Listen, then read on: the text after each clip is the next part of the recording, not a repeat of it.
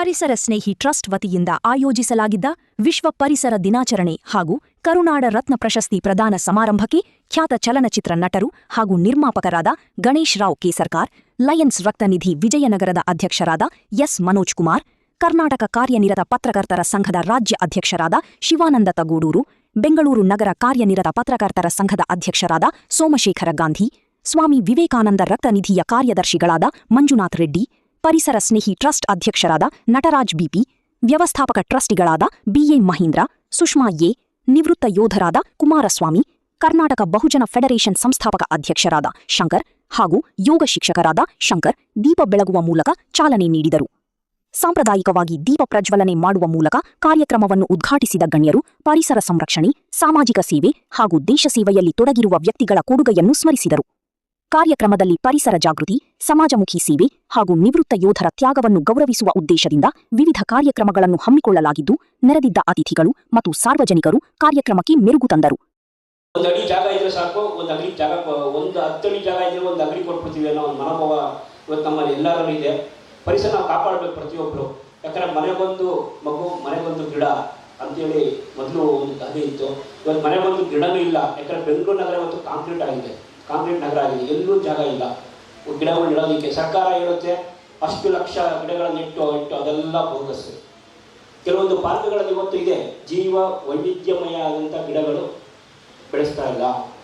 1 ವರ್ಷ 2 ವರ್ಷಕ್ಕೆ ದೊಡ್ಡದಾಗಿ ಬೆಳೆಯುತ್ತೆ, ಬಿದ್ದೋಗುತ್ತೆ. ಅಂಥ ಮರಗಳನ್ನು ಇವತ್ತು ನಮ್ಮ ಪಾಲಿಕೆಯವರಾಗ್ಬೋದು, ನಗರಸಭೆಗಳಾಗ್ಬೋದು ಅದನ್ನು ಇದು ಮಾಡ್ತಾ ಇದ್ದಾರೆ. ಮತ್ತೊಂದು ಈ ವಿಷಯ ಪ್ರಸ್ತಾಪ ಮಾಡೋಕ್ಕೆ ಇಷ್ಟಪಡ್ತೀನಿ. ಸ್ವತಂತ್ರ ಪೂರ್ವದಲ್ಲಿ 1935ರಲ್ಲಿ ಬಿಹಾರ ಮತ್ತು ಪಶ್ಚಿಮ ಘಟ್ಟ ಪ್ರದೇಶಗಳಲ್ಲಿ ಅಪ್ಪಿಕೋ ಚಳವಳಿ ಆರಂಭ ಆಯಿತು. ಅಪ್ಪಿಕೋ ಚಳವಳಿ ಆರಂಭ ಮಾಡಿದ್ದೇ ಒಬ್ಬ ನಿವೃತ್ತ ಸೈನಿಕರು ಅಂತ ಈ ಸಂದರ್ಭದಲ್ಲಿ ನಾನು ಹೇಳಕ್ಕೆ ಇಷ್ಟಪಡ್ತೀನಿ. ಆ ಅಪ್ಪಿಕೋ ಚಳವಳಿ ಏನಂದರೆ, ಅವತ್ತು ಬ್ರಿಟಿಷ್ನವರು ಮರಗಳ ಕಡಿದು ಕಾಡುಗಳು ಕಡೆಯಕ್ಕೆ ಹೋದಾಗ ಅದನ್ನು ಅಪ್ಪಿಕೊಂಡು ಚಳವಳಿ ಮಾಡಿದಂಥವ್ರು ಎಷ್ಟೋ ಜನ ಅವತ್ತು ಪ್ರಾಣತ್ಯಾಗ ಮಾಡಿದ್ದಾರೆ. ನಿಜವಾಗೂ ಅದು ಸೈನಿಕರ ಒಂದು ದೊಡ್ಡ ಸೇವೆ ಅಂತ ಹೇಳ್ಬೋದು.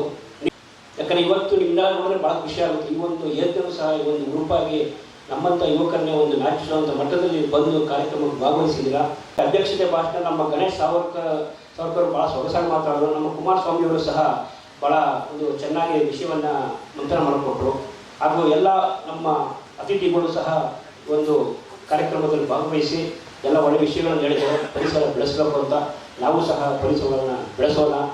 ನಮ್ಮ ಕೈಲಾದಷ್ಟು ಪ್ಲಾಸ್ಟಿಕ್ ಬಳಕೆಯಿಂದ ವರ್ಜನೆ ಮಾಡೋಣ ಅಂತ ಹೇಳಿ ಈ ಮೂಲಕ ತಮ್ಮ ಕೇಳಿ ನಮ್ಗೆ ಅವಕಾಶ ಮಾಡಿಕೊಟ್ಟಂಥ ಪರಿಸರ ಶ್ರೀ ಟ್ರಸ್ಟ್ನ ಅಧ್ಯಕ್ಷರು ಹಾಗೂ ನಮ್ಮ ಕಾರ್ಯಕಾರಿ ಸಮಿತಿ ಸದಸ್ಯರಾದ ನಟರಾಜರವರಿಗೂ ಮತ್ತು ನಮ್ಮ ಸಂಜೆ ಸಮಾಚಾರ ಪತ್ರಿಕೆಯ ಸಂಪಾದಕರು ಬಂದಿದ್ದರು ಮಹೇಂದ್ರ ಅವರು, ಅವರಿಗೂ ಸಹ ನಮ್ಮ ರಾಜ್ಯಾಧ್ಯಕ್ಷರು ಶಿವಾನಂದ ತಗೂರವರು ಸಹ ಆಗಮಿಸಿ ಉದ್ಘಾಟಕರಾಗಬೇಕಾಗಿತ್ತು. ತಡವಾಗಿ ಬಂದು ಅವರು ಸಹ ಹೋಗಿದ್ದಾರೆ. ಅವರಿಗೂ ಮತ್ತು ನಟರಾಜ್ ಅವರಿಗೂ ಸಹ ಈ ಸಂದರ್ಭದಲ್ಲಿ ನಾನು ತುಂಬು ಧನ್ಯವಾದ ಅರ್ಪಿಸಿ ಅಧ್ಯಕ್ಷತೆ ಭಾಷಣಕ್ಕೆ ವಿರಾಮ ಇತ್ತು. ಈ ಒಂದು ಕಾರ್ಯಕ್ರಮವನ್ನು ಪರಿಸರ ಸ್ನೇಹಿ ಟ್ರಸ್ಟ್ ಶ್ರೀ ನಟರಾಜ್ ಅವರು ಮತ್ತು ಅವರ ಸಂಗಡಿಗರು ಈ ಕಾರ್ಯಕ್ರಮವನ್ನು ಬಹಳ ಅಚ್ಚುಕಟ್ಟಾಗಿ ಆಯೋಜನೆ ಮಾಡಿದ್ದಾರೆ.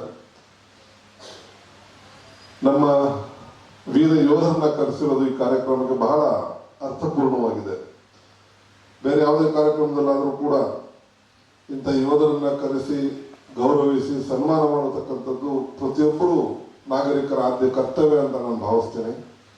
ಆ ಕೆಲಸವನ್ನು ಇವತ್ತು ನಟರಾಜ್ ಅವರು ಮಾಡೋದು ನಿಜಕ್ಕೂ ಬಹಳ ಅಭಿನಂದನೀಯ.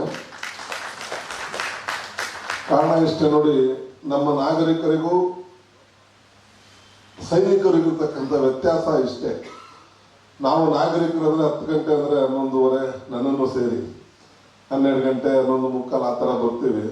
ಬಟ್ ಸೈನಿಕರು ಸಮಯ ಪಾಲನೆಯಲ್ಲಿ ದೇಶದ ಅತ್ಯುನ್ನತ ಸ್ಥಾನದಲ್ಲಿರ್ತಕ್ಕಂಥ ಸೇನಾಧಿಕಾರಿ ಇರ್ಬೋದು, ಸಾಮಾನ್ಯ ಸೈನಿಕ ಇರ್ಬೋದು, ಸಮಯ ಪಾಲನೆಯಲ್ಲಿ ಅವ್ರನ್ನ ಮೀರಿಸಿದವ್ರು ಯಾರೂ ಇಲ್ಲ ಪ್ರಪಂಚದಲ್ಲಿ. ಸಮಯ ಪಾಲನೆಗೆ ಎತ್ತಿದ ಕೈ ನಮ್ಮ ಸೈನಿಕರು. ನಾನು ಒಬ್ಬ ಸೈನಿಕ ಕುಟುಂಬದಿಂದ ಬಂದಿರೋನು. ನನ್ನ ತಂದೆ ಕೂಡ EMAಯಲ್ಲಿ 27 ವರ್ಷಗಳ ಕಾಲ ಸೇವೆಯನ್ನು ಸಲ್ಲಿಸಿ ಸುಬ್ದಾರ್ ಮೇಜರ್ ಆಗಿದ್ರು. ರಿಟೈರ್ಡ್ ಆಗೋ ಟೈಮಲ್ಲಿ ಹಾನರರಿ ಕ್ಯಾಪ್ಟನ್ ಆಗಿ ರಿಟೈರ್ ಆದರು. ಇವತ್ತು ಪರಿಸರ ರಕ್ಷಣೆ ಎಷ್ಟು ಮುಖ್ಯವೋ ಅದನ್ನು ಪಾಲಿಸ್ಕೊಂಡು ಬರೋದು ಕೂಡ ಬಹಳ ಮುಖ್ಯ. ಸುಮ್ಮನೆ ಏನೋ ಒಂದು ಕಾಟಾಚಾರಕ್ಕೆ ಮೀಡಿಯಾ ಬಂದಿದೆ, ಪೇಪರ್ನಲ್ಲಿ ಬಂದಿದೆ ಅನ್ನೋ ಕಾರಣಕ್ಕೆ ಸುಮ್ಮನೆ ಒಂದು ಗಿಡ ನೆಟ್ಬಿಟ್ಟು ನಮ್ಮ ಪಾಡು ನಾವು ಹೋಗ್ಬಿಟ್ರೆ ಅದು ಅಷ್ಟು ಸಮಂಜಸ ಅಲ್ಲ. ಒಂದು ಗಿಡ ನೆಟ್ಟ ಮೇಲೆ ಅದನ್ನ ಪಾಲನೆ ಮಾಡಬೇಕು, ಪೋಷಣೆ ಮಾಡಬೇಕು, ಅದನ್ನು ಬೆಳೆಯೋರು ಕೂಡ ನಾವು ಅದ್ರ ಹಿಂದೆ ಇರಬೇಕು. ಅದೊಂದು ಅಭ್ಯಾಸವನ್ನು ಬೆಳೆಸ್ಕೊಂಡ್ರೆ ನಾವು ಗಿಡ ಮರಗಳನ್ನು ಹಾಕಿದ್ದಕ್ಕೂ ಸಾರ್ಥಕ ಆಗುತ್ತೆ. ನಮ್ಮ ಸಾರ್ವಜನಿಕರಲ್ಲಿ ಮನವಿ ಮಾಡ್ಕೊಳ್ಳೋದು, ಗಿಡ ನೆಡಬೇಕಾದ್ರೆ ಅದಕ್ಕೆ ತಕ್ಕ ಪೋಷಣೆಯನ್ನು ಮಾಡಿದ್ರೆ ಮಾತ್ರ ಗಿಡ ನೆಡಿ, ಶೋಕಿ ಗಿಡ ನೆಡಬೇಡಿ ಅಂತ ನಾನು ಅವರಲ್ಲಿ ಮನವಿ ಮಾಡ್ಕೊಳ್ತೀನಿ. ಇವತ್ತು ನಮ್ಮ ನಟರಾಜ್ ಅವರು ಒಂದು ಉತ್ತಮವಾದ ಕೆಲಸವನ್ನು ಮಾಡಿ ಪರಿಸರ ಸ್ನೇಹಿ ಹೆಸರಿಗೆ ತಕ್ಕ ಹಾಗೆ ಅವರು ಪರಿಸರ ದಿನಾಚರಣೆಯನ್ನು ಮಾಡ್ತಾ ಇದ್ದಾರೆ. ಅವ್ರಿಗೆ ಶುಭವಾಗಿ ಬಂದಿರತಕ್ಕಂಥ ನಿಮಗೂ ಕೂಡ ಶುಭಾಶಯವನ್ನು ಕೋರ್ತಾ ನನ್ನ ಮಾತನ್ನು ಮುಗಿಸ್ತಾ ಇದ್ದೀನಿ. ಜೈ. ಅದಕ್ಕೆಲ್ಲ ತುಂಬ ಕಾರ್ಯಕರ್ತ ಆದಂಥ ನಮ್ಮ BP ನಟರಾಜ್ ಅವರು ಕನಸು ಬಹಳಷ್ಟು ನಾನು ವೇದಿಕೆ ಮೇಲೆ ನೋಡಿದ್ದೀನಿ. ಎಲ್ಲರೂ ಪ್ರಶಸ್ತಿಗಳು ಕೊಡ್ತಾರೆ, ಅದು ಕೆಲವು ಕಾರಣಗಳಿಂದ ಕೊಡ್ತಾರೆ, ಇನ್ನು ಕೆಲವು ಬೇರೆ ಬೇರೆ ರೀತಿಯಲ್ಲಿ ಕೊಡ್ತಾರೆ. ಬಟ್ ಇಲ್ಲಿ ನಾನು ನೋಡ್ತಾ ಇರುವಂಥ ವೇದಿಕೆ ಬಂದ್ಬಿಟ್ಟು ಈಗಾಗಲೇ ಹಿಂದಿನ ವರ್ಷನೂ ನಾನು ಇಲ್ಲಿ ಇದೇ ಸೇಮ್ ವೇದಿಕೆಯಲ್ಲಿ ಬಂದಿದ್ದೆ. ಸುಮಾರು ಒಂದು 60-70 ಜನಕ್ಕೆ ನಮ್ಮ ಆರ್ಮಿಯವರ ಲೆಜೆಂಡ್ಸ್ಗೆ ಅವರು ಗುರುತಿಸಿ ಬಹಳ ಒಳ್ಳೆಯ ಒಂದು ದೊಡ್ಡ ಪ್ರೋಗ್ರಾಮ್ ಮಾಡಿದ್ದಾರೆ. ಸೊ ಈ ಥರ ಯಾರು ಮಾಡ್ತಾ ಇಲ್ಲ, ಅವ್ರು ಯಾರು ಕನೆಗಣಿಸ್ತಾ ಇಲ್ಲ. ಇವತ್ತು ಪರಿಸರ ಸ್ನೇಹಿ ಟ್ರಸ್ಟ್ ವತಿಯಿಂದ ಮೊದಲನೇ ವಾರ್ಷಿಕೋತ್ಸವವನ್ನು ಮಾಡ್ತಾ ಇದ್ದು ಅತ್ಯಂತ ಸಂಭ್ರಮ ಮತ್ತು ಸಂತಸದ ಕ್ಷಣ ಅಂತೇಳಿ ನಾನು ಭಾವಿಸ್ತೀನಿ. ಒಂದು ಮಗು ಮೊದಲನೇ ಹೆಜ್ಜೆ ಇಟ್ಟಾಗ ಅತ್ಯಂತ ಪ್ರೀತಿಯಿಂದ ಅತ್ಯಂತ ಅಕ್ಕರೆಯಿಂದ ಮಮತೆಯಿಂದ ಹೆಮ್ಮೆ ಪಡೋರು ತಾಯಿ. ಹಾಗೆ ಒಂದು ಸಂಸ್ಥೆ ಒಂದು ಮೊದಲನೇ ವರ್ಷಕ್ಕೆ ಹೆಜ್ಜೆ ಇಡುವ ಸಂದರ್ಭದಲ್ಲಿ ಆ ಸಂಸ್ಥೆ ಹುಟ್ಟಕ್ಕೆ ಯಾರೆಲ್ಲ ಕಾರಣಕರ್ತರಾಗಿರ್ತಾರೆ ಅವರೆಲ್ಲರಿಗೆ ಸಂಭ್ರಮ ಇರುತ್ತೆ, ಸಡಗರ ಇರುತ್ತೆ. ಹಾಗಾಗಿ ಆ ಸಂಭ್ರಮ ಸಡಗರ ಒಂದೇ ವರ್ಷಕ್ಕೆ ಸೀಮಿತ ಆಗಬಾರ್ದು.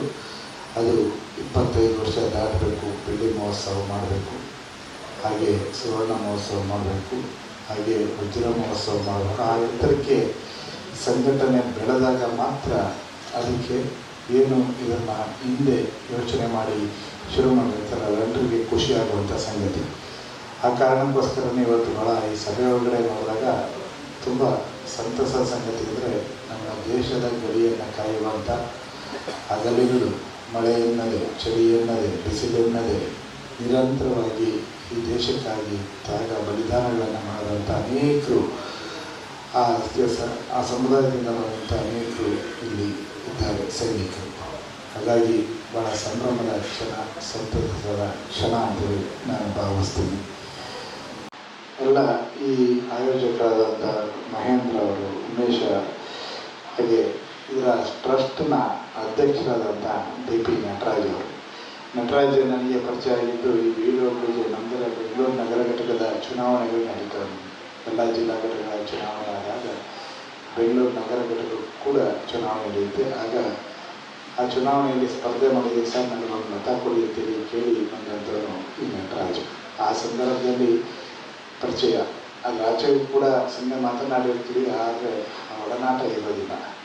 ಆದರೆ ಆ ಸಂದರ್ಭದಿಂದ ಇವತ್ತು ನಾನು ಹೇಳಿದೆ ಆಗಲೂ ಅವ್ರಿಗೆ ನಿಮಗೆ ಖಂಡಿತವಾಗಿ ನಿಮಗೆ ಚಾನ್ಸ್ ಸಿಗುತ್ತೆ, ಒಳ್ಳೆಯದಾಗುತ್ತೆ ಖಂಡಿತ. ಯಾಕೆಂದರೆ ಯುವ ಉತ್ಸಾಹ ಏನಿದೆ, ಏನಾದರೂ ಕೆಲಸ ಮಾಡಬೇಕು ಅನ್ನೋ ತುಡಿತಾ ಇದೆ, ಧಾವಂತ ಇದೆ. ಆ ಥರದ ಪ್ರೀತಿ ಮತ್ತು ಕ್ರಿಯಾಶೀಲತೆ ಇರುವಂಥ ಯುವಕರು ಸಿಗೋದು ಕಷ್ಟ. ಹಾಗಾಗಿ ನಿಮ್ಮಂಥವರು ಬರೋದು ಒಳ್ಳೆಯದು ಅಂತಿರುತ್ತೆ. ಹಾಗಾಗಿ ಇವತ್ತು ಅವರು ನಮ್ಮ BUW ಅಂದರೆ ಬೆಂಗಳೂರು ನಗರ ಕಾರ್ಯನಿರತ ಪತ್ರಕರ್ತರ ಸಂಘದಲ್ಲಿ ಭಾಗವಾಗಿ ಕೂಡ ಕೆಲಸವನ್ನು ಮಾಡ್ತಾ ಇದ್ದಾರೆ. ಹಾಗಾಗಿ ಇವತ್ತು ಈ ಥರದ ಒಂದು ಪರಿಸರ ಸ್ನೇಹಿ ಟ್ರಸ್ಟನ್ನು ಮೂಲಕ ಈ ಥರ ವಿಭಿನ್ನವಾಗಿ ಆಲೋಚನೆಯನ್ನು ಮಾಡಿ ಈ ಕಾರ್ಯಕ್ರಮವನ್ನು ಆಯೋಜನೆ ಮಾಡಿರೋದು ಭಾಳ ಸಂತೋಷದ ಸಂಗತಿ ಅಂತೇಳಿ ನಾನು ಭಾವಿಸ್ತೀನಿ. ಇವತ್ತು